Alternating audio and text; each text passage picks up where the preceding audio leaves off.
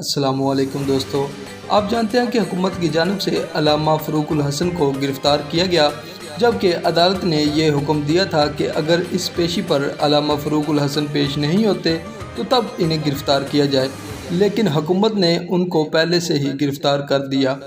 आप जानते हैं कि तहरीक लब्बैक पाकिस्तान के जो वकील हैं वो बहुत ही अच्छे हैं और उनकी भरपूर कोशिशों से आज अल्लामा फ़रूकुल हसन को अदालत में पेश किया जाएगा। नाज़रीन, इस बात का कभी इम्कान मौजूद है कि अल्लामा फ़रूकुल हसन को रिहा कर दिया जाएगा।